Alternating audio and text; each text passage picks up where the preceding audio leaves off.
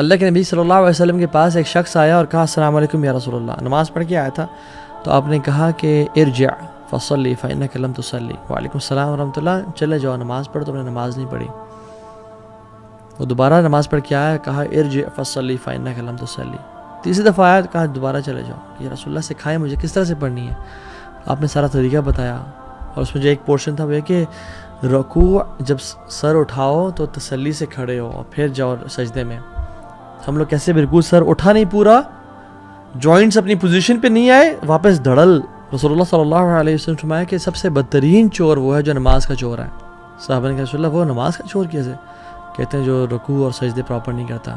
میرے پاس کچھ دن پہلے ایک بھائی آئے اور انہوں نے سوال کیا، اور نے کہا کہ میری ایج، ان کی ایج واقعی بہت بڑی تھی، اینڈ ہی سیڈ میرے جو بچے ہیں وہ ماشاءاللہ ٹین ایج بھی کراس کرنے والے ہیں، لیکن میں ایک ایسے گناہ میں ہوں جسے نکل نہیں جا رہا مجھ سے، اور میں بڑا شائستہ اور سنجیدہ انسان ہوں، بڑی پوسٹ پہ ہوں، اور میں ڈیٹیلز بھی نہیں جاتا اس کی۔ تو ان کو میں نے 2-3 سجیشنز دیں، باقی برادرز بھی انشاءاللہ ایڈ کریں گے۔ نمبر 1 از تہجد کی نماز انسان کے نفس کو جتنا کرش کرتی ہے، میں نہیں سمجھتا کوئی اور چیز اتنا جو ہے نا کرش کرتی ہو۔ دوسری چیز جو میں نے ان کو کہی سیم کویسچن کے آنسر میں وہ یہ تھی کہ ڈیفینیٹلی قرآن تدبر سے پڑھنا بہت امپورٹنٹ چیزیں ہیں۔ آج کل کی جو عبادت ہے نا وہ اپنی تنہائیوں کو پاک کرنا ہے، اسپیشلی یوتھ کے لیے۔ تو ابن قیم کہتے ہیں کہ تم 2 کام کرو، تنہائیوں کے گناہوں سے بچو اور تنہائیوں کی نیکیاں کرو جو تم اور تمہارے رب کے علاوہ کوئی بھی نہیں جانتا۔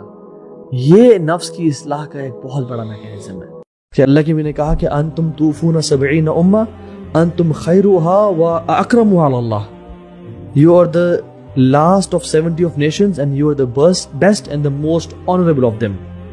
اور اللہ کے بھی فرمایا کہ سب سے بہترین دن فرائیڈے کا تھا، تمہیں دیا گیا ہے۔ کسی امت کو عشاء کی نماز نہیں ملی، امت محمدیہ کو عشاء کی نماز ملی۔ ہم لوگ وہ ہیں جن کو اللہ نے لیلۃ القدر دی ہے، ہم لوگ وہ ہیں رب نے جن کو چوز کی ہے۔ اور سبحان اللہ، قیامت کے دن جب رب شفاعت کا جب حساب لینے کا ارادہ کریں گے رب العالمین، تو کہیں گے احمد کدھر ہے، اس کی امت کدھر ہے، محمد کدھر ہے۔